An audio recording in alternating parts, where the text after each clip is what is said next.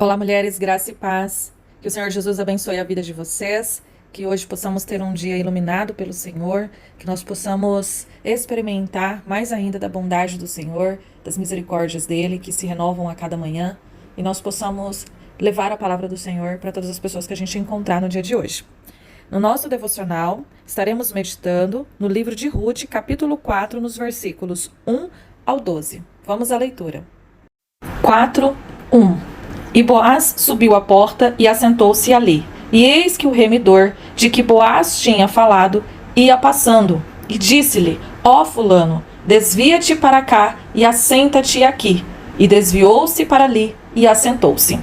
Aqui nós observamos que Boaz, ele havia conversado antes com Ruth e explicado para ela que havia um remidor antes dele.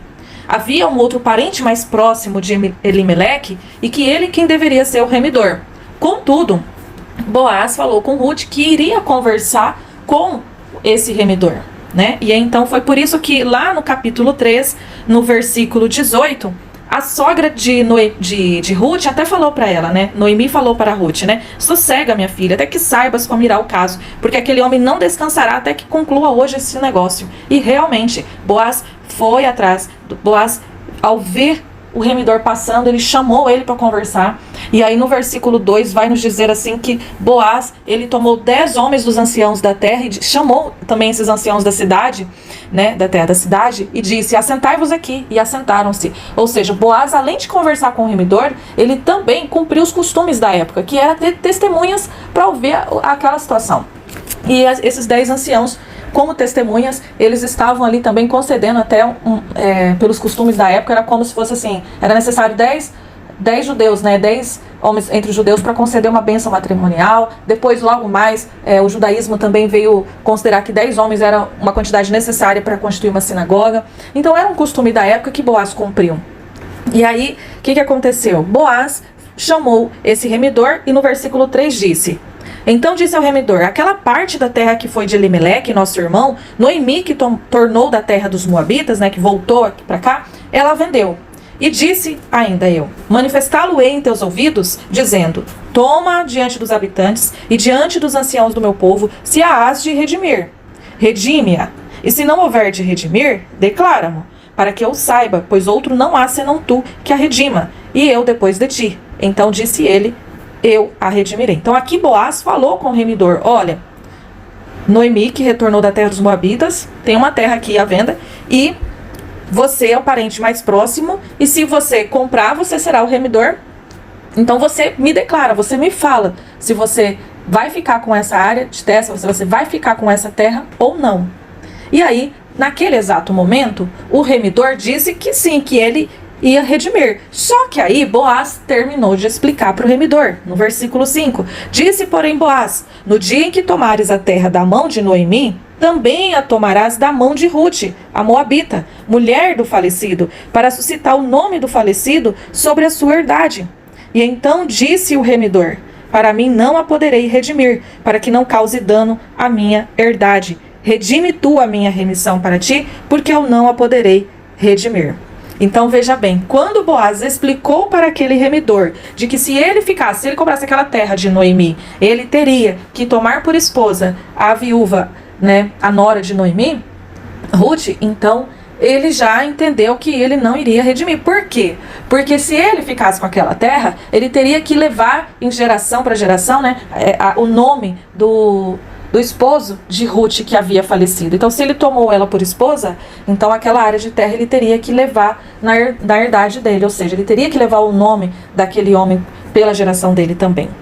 Então, ele não queria isso. Aquele remidor não quis isso. E então, Boaz quis, né? E então, o que aconteceu? No 7...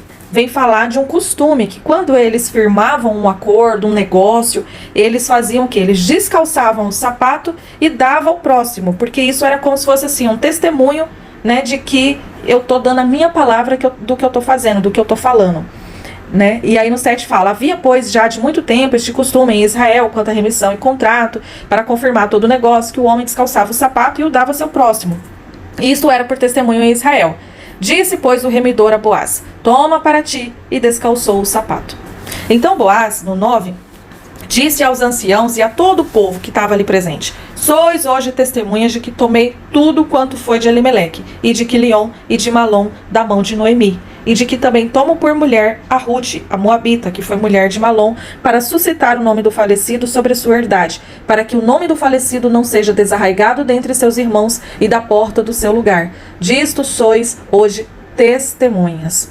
E todo o povo que estava na porta e os anciãos disseram: somos testemunhas.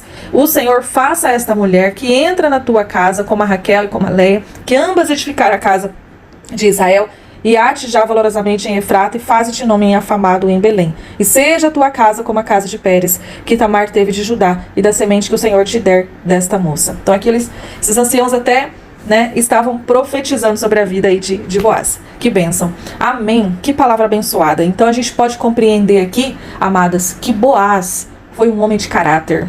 Foi um homem que possuía valores, princípios. Ele honrava os princípios, os valores, os costumes, e como isso é maravilhoso e que deve trazer para os dias de hoje, para que a nossa geração tenha isso, sabe? Os homens da nossa família, que as pessoas que a gente conhece, a gente possa transmitir valores, ensinamentos, para que eles levem e preservem esses ensinamentos. Da mesma maneira, os homens como as mulheres também, Então são costumes que, assim, na verdade são costumes e práticas que são valorosas, que por mais que o ser humano nesta terra não reconheça, mas Deus reconhece, e Deus vê e Deus recompensa. Quantas e quantas vezes, às vezes você já foi uma pessoa que praticou uma boa atitude e infelizmente recebeu aí algo muito desprezível, Mas Deus tudo viu, Deus tudo vê.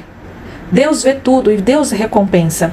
Então, às vezes, por mais que você venha agir de bom coração e as pessoas não vá, que você possa pensar, a pessoa não valoriza, mas Deus valoriza.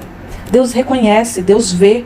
E tudo que você faz e coloca e consagra nas mãos do Senhor, Ele vai fazer algo prosperar, sabe? Às vezes não é da nossa maneira, mas é da maneira que Deus tem o melhor para nós e que a gente não compreende no momento.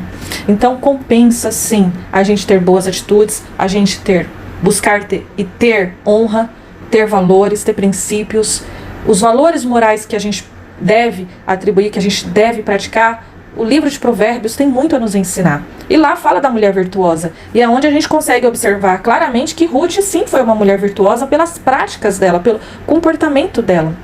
Então, hoje eu pergunto para você, hoje eu falo para nós aqui nesse estudo, qual legado nós estamos deixando e qual legado vamos deixar para as pessoas que estão próximas a nós, para nossa família, para nossa geração?